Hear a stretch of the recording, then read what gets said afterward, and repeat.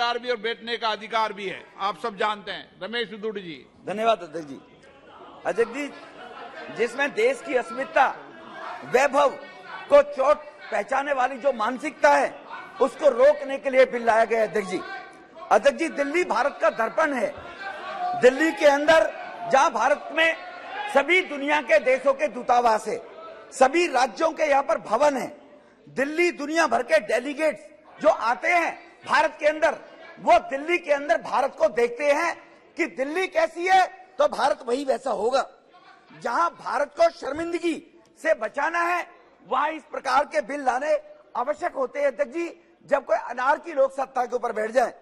अध्यक्ष जी, हम सबने बचपन में पढ़ा है, महाभारत देखिए, उस सीरियल में एक श्लोक आता है, यदा यदा ही धर्मस्य ग्लानि भर्वति भारत अभ्युत्थानम धर्मस्य तदात्मानम सर्जाम्यहम् परित्राणाय साधूनां विनाशाय च दुष्कृतां धर्म संस्थानार्थाय संभावी युगे युगे।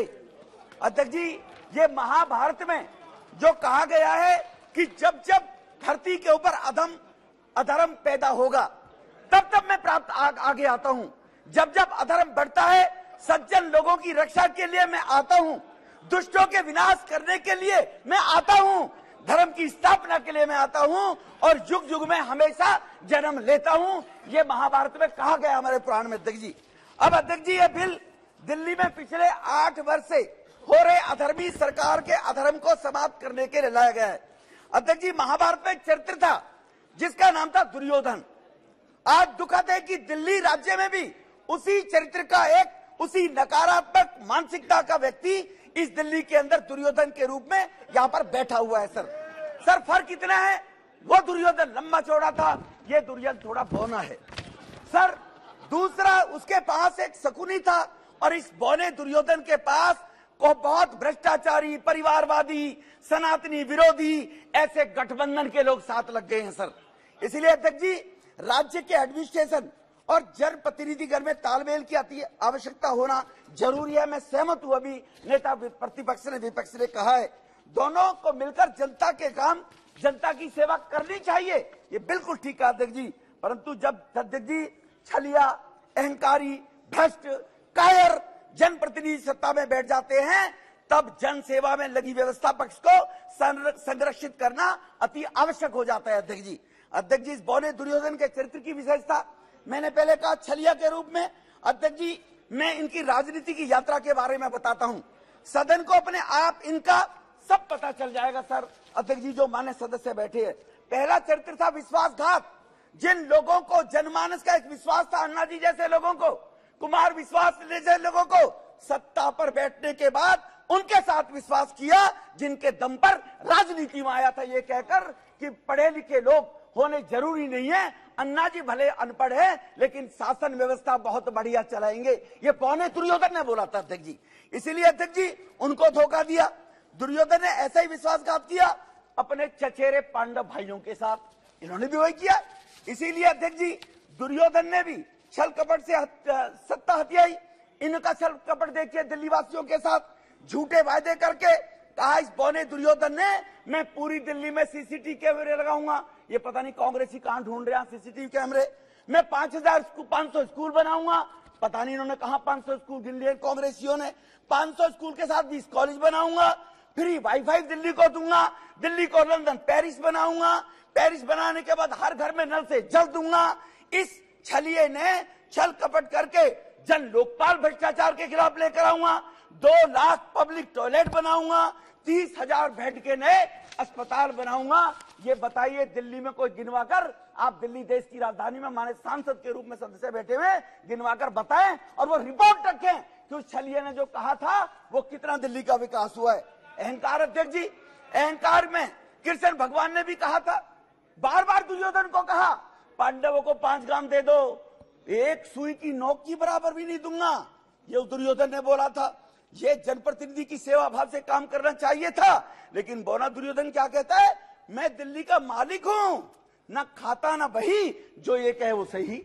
कहता मैं दिल्ली का मालिक हूं, इलीगल काम करने के लिए, अनैतिक असंवैधानिक काम करने के लिए गुंडागर्दी दादागिरी का परिचायक बन गया। मैं उदाहरण देना चाहता हूं अध्यक्ष जी। एक एक करके दिल्ली में 1000 नई बसें लानी थी अध्यक्ष जी, 1000 बस लानी थी। उसका दिल्ली में कैबिनेट ने अप्रूवल दे दिया। एक प्राइवेट निजी कंपनी को 2500 करोड़ का घोटाला, बस की कीमत होगी 1 करोड़ और बस पर मेंटेनेंस में पैसा दिया जाएगा कंपनी को 3 करोड़। जब जो कमिश्नर ट्रांसपोर्ट थी उसने कहा इसके लिए डीपीआर बनाइए, टेंडर होगा, ऐसे टेंडर दिए जाते हैं क्या?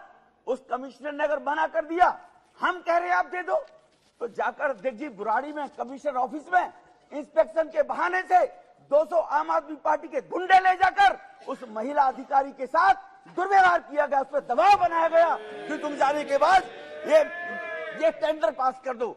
ये 2500 का घोटाला वो करना चाहता था अध्यक्ष जी। अध्यक्ष जी, दूसरा इनका चीफ सेक्रेटरी को बुलकर, अभी अधीर दादा कह रहे थे, बिल्कुल ठीक कहा, अधिकारियों के खिलाफ व्यवस्था चलाने के लोकतांत्रिक पद्धतियां होनी चाहिए, बिल्कुल ठीक कहा। लेकिन चीफ सेक्रेटरी को कहा जो हम कहें वो करो, वरना विधायकों को बुलाकर इस देश में एक एग्जाम्पल बता दो अध्यक्ष जी 38 राज्यों में कि चीफ सेक्रेटरी को अपने दफ्तर में बुलाकर विधायकों से सार्वजनिक रूप से पिटवाया जाए, उसके साथ बदतमीजी की गई, गुंडागर्दी की गई। मैं नाम नहीं लेना चाहता अध्यक्ष जी ऐसे अधिकारियों का। इसी परेशानी से होकर दिल्ली के 8 अफसरों ने एलजी साहब को चिट्ठी लिखी, अगर आप कहो तो मैं टेबल कर दूंगा या अफसरों के नाम भी ले सकता हूं, लेकिन कहते हैं अध्यक्ष जी सदन में नाम नहीं लेने चाहिए, सदस्य के तो सदस्य नहीं है। अधिकारी, 2 अधिकारियों ने तो जो सूरबीर और मधुबर बना है उनका तो नाम लेना चाहता हूं, उनके परिवार पंजाब में रहते हैं, उनको वहां टॉर्चर करने का काम किया जा रहा है उन अधिकारियों के परिवारों को। इस प्रकार की अहंकारिता, भ्रष्टाचार में इस भौने दुर्योधन ने जनता के सामने तो कहा था भ्रष्टाचार खत्म कर दूंगा, राम राज्य लेकर आऊंगा। ये दलदल है, सोनिया चोर है, लालू चोर है, डीके शिवकुमार चोर है, शरद पवार चोर है, नीतीश मुलायम सिंह चोर है, सबको चोर भ्रष्टाचारी बताया था। इसी ने बताया सर, हमने नहीं बताया, इसी ने बताया था, हमने नहीं, ये सब चोर बैठे हैं सर, एक पर केजरीवाल, और बाद में इन्हीं की झूले में झूलने लगा के।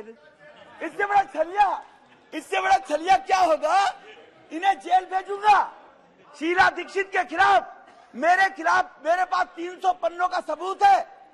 मैं तो एज पर केजरीवाल बोला है अध्यक्ष जी, मैं नहीं कह रहा, केजरीवाल के बयान भेजूंगा कल आपको सबको।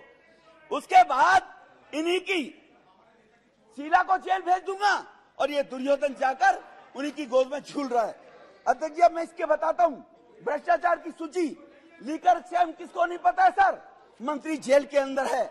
हमारा स्कैम किसको नहीं पता है सर? मंत्री जेल में है। अभी अधीर दादा कह रहे थे आपके पास ईडी है, सीबीआई है, अभी कह रहे थे उनसे एक्शन कराओ।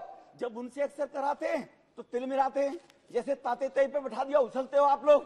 जब सीबीआई से एक्शन नहीं कराते हैं, कानून बदलते हैं तो कह रहे हैं आप लोग कानून रद्द करा रहे हो। एक जबान पे तो ठीक है, कहिए हाउस के अंदर कि सीबीआई ईडी ठीक काम कर रही है, हिम्मत है तो फिर दोबारा भर के कर दिखाइए। सीबीआई ईडी अपना काम करती है अध्यक्ष जी। 5000 लोगों के वो डाले थे सीबीआई ईडी ने सर, रेट डाली है, देश का 1.5 लाख करोड़ रुपया रिकवर किया है। ये 10 नेताओं के यहाँ डल गया तो सीबीआई गलत कर रही है, क्योंकि यूपीए के टाइम में लाखों करोड़ रुपया हजम किया हुआ है। डर है सीबीआई वो ना इकट्ठी करनी कर दे, कहीं मोदी साहब ये ना कह दे वो 2.5 लाख करोड़ रुपया भी लेकर आओ, जो 12 लाख जरूर कमाने अभी गृह मंत्री जी ने हवाला दिया था। सवार स्कूल रूम बनाने का, कंस्ट्रक्शन का, कमरों का घोटाला, जल बोर्ड के अंदर 8 साल तक जल बोर्ड का ऑडिट नहीं हुआ सर। जल बोर्ड आज लाखों करोड़ के घाटे में चल रहा है। ये शासन दिल्ली का चल रहा है। बिजली के अंदर बिजली कंपनियों ने दावा किया कि हमारा 26,000 करोड़ रुपया चाहिए, बिजली कंपनियों की पेमेंट नहीं हो रही। मैं वकालत नहीं कर रहा कंपनियों की, वो भी लुटेरे, लेकिन किसके नीचे? पहले शीला दीक्षित लुटेरी थी, अब ये बौना दुर्योधन लुटेरा आ गया। इसीलिए मैं आपको बताना चाहता हूं, उस 26,000 करोड़ की सर कर दो, स्पष्ट कर दो सर, उस 26,000 करोड़ की लेनदारी के लिए कंपनियां एप्टल कोर्ट में गई। एप्टल कोर्ट ने फेवर में दिया कंपनियों के लिए कि इसका पैसा लौटाए सरकार। 26,000 करोड़ का मतलब है सर, दिल्ली सरकार का बजट 68,000 करोड़ है, 1/3। क्या होगा जब ये छोड़कर बोला दुर्योधन भागेगा? उन कंपनियों के पैसे को कौन भगाएगा? ये कंपनी छोड़कर भाग गई, दिल्ली अंधेरे में हो जाएगी सर, कौन संभालेगा? प्राइवेट कंपनी है। तो उसके खिलाफ ये करोड़ों रुपए का वकील करके बोला दुर्योधन, करोड़ों रुपए का वकील करके सुप्रीम कोर्ट गया है एप्टल कोर्ट के खिलाफ कि डीटीसी का स्कैम आपके सामने है सर। पीडब्ल्यूडी के अंदर जो कहता था मुलायम सिंह यादव परिवारवादी है, लालू परिवारवादी है, अपने साडू को 10 करोड़ का ठेका विदाउट डीपीआर टेंडर के दिलवाया। साडू ने बेचारे ने शर्म के बारे आत्महत्या कर ली और उसका बेटा जेल गया। सर ये शायद ये देश नहीं जानता होगा इस बात को लेकर। इसलिए सर थैंक यू सर। इसलिए आप नेताओं के परिवार के लोगों को लालू परिवारवाद, मुलायम सिंह परिवारवाद, सोनिया जी परिवारवाद, वो सब उसी के पिछड़े को बने हुए सारे के सारे लोग ही। पता नहीं क्या मजबूरी है, पर कुछ तो मजबूरियां रही होंगी, यूं ही कोई बेवफा नहीं होता।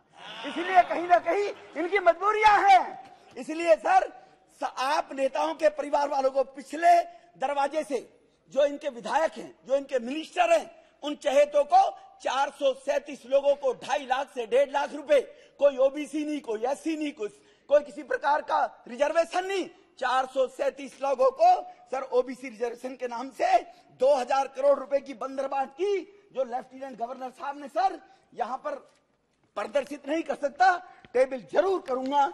इनके खानदानों को, जिनको सब लोगों को 2.5 लाख से 1.5 लाख रुपए तक की नौकरी देकर इन्होंने भ्रष्टाचार कम के 2000 करोड़ रुपया बांटा जाता है, इन आम आदमी पार्टियों के विधायकों के बेटी, बेटा, बहू, मौसी, फूफी, चाची, ताई, इनको बांटा जाता है ये पैसा सर। इसीलिए इस बौने दुर्योधन के बारे में जो ये अभी बोल रहे थे 2 मिनट पहले कि वो बहुत बढ़िया काम कर रहे हैं ये बंदरबाट करने का, अब आता सर कायर था। दुर्योधन कायर था सर, लड़ाई नहीं लड़ सकता था, चाले फेंकता था सुकनी के माध्यम से। दुनिया में कोई मुख्यमंत्री है, भारत में कोई मुख्यमंत्री है जिसके पास एक भी विभाग नहीं है? इसके पास विभाग कोई नहीं है। इतना कायर है, साइन कराएगा अफसरों से। अफसर क्यों साइन करेंगे जी मरने के लिए? मुख्यमंत्री क्यों नहीं करेगा? साइन कराएगा। मंत्रियों से 2 मामा जेल भेज दिए, ठीक है ना जी, उनसे साइन करवा के जी। कायर, इससे बड़ा कायर क्या होगा जी? कोई जिम्मेवारी जो आदमी नहीं लेता हो, परिवार का कोई सदस्य जिम्मेवारी से भगे, तो उससे बड़ा नालायक परिवार का मुखिया नहीं होता है क्या सर? कि परिवार की जिम्मेवारी लेने के लोग जिम्मेवार ना हो, तो इससे बड़ा कायर क्या होगा? ऐसा कायर व्यक्ति अगर दिल्ली की गद्दी पर बैठेगा तो दिल्ली सर देश की राजधानी है सर। सर 2G स्पेक्ट्रम के मैच गेम वो चल रहे हैं सर, तो इसीलिए सर 2G स्पेक्ट्रम के दौरान अगर भारत की अस्मिता लुटेगी, अगर भारत की अस्मिता लुटेगी तो भारत बदनाम होगा। क्योंकि इनकी एक मंत्री विदेश में भी गई, एजुकेशन एक प्राइवेट प्रोफेसर की कॉल पर गई थी और यहां मैसेज दिया, मुझे कैम्ब्रिज ने बुलाया, यूनिवर्सिटी ने, एक प्राइवेट प्रोफेसर ने बुलाया था, और वहां जाकर कहती है इसकी मंत्री, राहुल बाबा की तरह की दिल्ली में 5000 करोड़ लोग भूखे सोते हैं, पता नहीं अफीम, पंजाब से अफीम खाकर सोते हैं क्या? अरे 80 करोड़ लोगों को तो मुफ्त खाना दिया जा रहा मोदी जी के माध्यम से 3 साल से। वो कह रहे 5 करोड़ रुपया, 5 करोड़ लोग भूखे सोते हैं, 25 करोड़ लोगों पे मकान नहीं है। इसलिए ये भी एक रफूगर है सर, इसके भी मामा फूफी को लगा दिया होगा कहीं, इसकी भी मामा फूफी को दे दी होगी नौकरी कहीं ना कहीं ले जाकर। तो सर ये आपको अवसर मिलेगा, आपको अवसर मिलेगा तो बोलिएगा प्लीज। अभी अपनी आपको अवसर मिलेगा, नाम देता हूं सर, ऑन रिकॉर्ड में कहता हूं, नकारात्मक सोचकर शिक्षा की राजनीति करने वाला व्यक्ति। भाटी के अंदर कॉलेज खुलना था, 8 एकड़ जमीन चाहिए थी, डीएम बोलती है इनकी, डीएम बोलती है बोलो विधुड़ी से जमीन ले ले। डीएम ने कहा सर विधुड़ी अपने घर के लिए नहीं मांग रहा, दिल्ली विश्वविद्यालय का कॉलेज खुलेगा। उन्होंने मिनट्स में लिखा है सर, डीएम ने मिनट्स में लिख के चली गई कि विधुड़ी वो जमीन नहीं देने वाले हैं। ऑनरेबल लेफ्टिनेंट लैंड उनके पास थी, ऑनरेबल लेफ्टिनेंट गवर्नर ने कितना भागना पड़ा, पहले उस लैंड को अर्बनाइज कराना पड़ा एसपी साहब को, तब वहां जमीन दी। क्या गरीब के बच्चों के पढ़ने के लिए, बच्चों के लिए कॉलेज नहीं होना चाहिए दिल्ली के अंदर? इसने कहा 20 कॉलेज खोलूंगा, और नकारात्मक सोच के कारण एक कॉलेज की भी इजाजत नहीं दी। इसलिए सर मैं बता देना चाहता हूं इनको, जिस सुप्रीम कोर्ट का रोना रो रहे हैं, ऑनरेबल सुप्रीम कोर्ट ने कहा था, अभी बड़ी सुप्रीम कोर्ट की तारीफ वाहवाही कर रहे थे, ऑनरेबल सुप्रीम कोर्ट ने कहा कि तुम्हारे पास 13,000 करोड़ रुपया एडवर्टाइजमेंट के तो हैं, लेकिन रैपिड रेल के लिए 450 करोड़ नहीं है कि दिल्ली में मेरठ तक, दिल्ली में गाजियाबाद तक रैपिड रेल का संचालन हो। ये किसने टिप्पणी की है सर? ये ऑनरेबल सुप्रीम कोर्ट ने की है। तो सुप्रीम कोर्ट की यह बात भी तुम्हें याद करनी चाहिए और बतानी चाहिए, इस बौने दुर्योधन ने 13,000 करोड़ रुपया एडवर्टाइजमेंट पर प्रचार प्रसार में तो लगा दिया, लेकिन 4.5 करोड़ रुपया रैपिड रेल के लिए, डीपीआर के लिए बौने दुर्योधन ने नहीं दिया सर। इसलिए सर आयुष्मान योजना रोककर 2018 में योजना दिल्ली में नकारात्मक सोच सर, पूरी देश में गरीबों की बीजू पटनायक जी अपनी योजना चला रखी है, सबने चला रखी है, लेकिन दिल्ली के अंदर गरीब का बेटा, गरीब की मां, बहन, बहू बगैर इलाज के जीवन को ना खो दे, वो दिल्ली के लोगों को आयुष्मान भारत योजना आज तक इस बौने दुर्योधन ने लागू नहीं की। अरे दिल्ली वासी ने तुझे मुख्यमंत्री बनाया है। अरे तेरी दुश्मनी बीजेपी से हो सकती है, लेकिन दिल्ली के 2.5 करोड़ से तेरी क्या दुश्मनी है? आयुष्मान भारत योजना क्योंकि मोदी साहब लेकर आए गरीबों के लिए, वो आज तक लागू नहीं की सर। इसलिए मैं नकारात्मक सोच की बात बता रहा हूं सर। इसलिए सर मैं अपनी बात यहीं पर खत्म करने से पहले आपसे निवेदन करना चाहता हूं कि इसी बौने दुर्योधन के अंदर, थैंक यू, पानी की व्यवस्था, इसी उनके बौने सहयोगी दुर्योधन ने, पानी की व्यवस्था कर रहे हैं। इसी बौने दुर्योधन ने 26 जनवरी को देश के रिपब्लिक डे पर बाहर का विदेश से डेलीगेट आता है, और यही बौना दुर्योधन 26 जनवरी को राजपथ पर धरने पर बैठ गया था सर। मुख्यमंत्री धरने पर बैठते हैं, ये संविधान की बात कर रहे हैं। ये पूछिए एक बार कल केजरीवाल से जाकर कि देश बड़ा है या बौना दुर्योधन बड़ा है, देश के संविधान के बाद जाकर ये पूछना चाहिए इन लोगों को सर। तो इसलिए 26 जनवरी को इनके लंदन में, जो मैंने पहले कहा, जो लंदन में जाकर भाषण दिया, इसलिए अध्यक्ष जी अभी अधीर दादा बोल रहे थे, इनकी बात का जवाब देना चाहता हूं कि अगर जवाहरलाल नेहरू ने बहुत अच्छा किया था, मणिपुर क्यों जल रहा था? 1993 में इसी मणिपुर में 9 महीने तक दंगे हुए और 750 लोगों की हत्याएं हुई, और तुम्हारा गृह मंत्री, तुम्हारा प्रधानमंत्री झांका भी नहीं, और हमारे ऑनरेबल गृह मंत्री साहब ने 2 महीने में दंगों को रोककर ये संदेश दे दिया देश में ऐसा अब नहीं चलेगा। आपने जो मणिपुर के बारे में बोला था, क्या कश्मीर की माता बहनों का दर्द याद नहीं है? ये कौन लेकर आया था? कौन देश को चला रहा था? नेहरू जी, पंडित जी ही चला रहे थे। कश्मीर के अंदर कितने बेघर हिंदुओं को बेघर कर दिया, कितनी माता बहनों की अस्मिताएं लूटी गई, ये किसने किया? ये नेहरू जी के कारण देश बर्बाद हुआ। अधीर दादा, मणिपुर की 250-150 मौतें नहीं होनी चाहिए थी शंगा के, लेकिन 750 भी हुई, तो तुम्हारे कांग्रेस के राज्य में हुई, उसका जवाब तुम्हें देना पड़ेगा। बहुत बहुत धन्यवाद।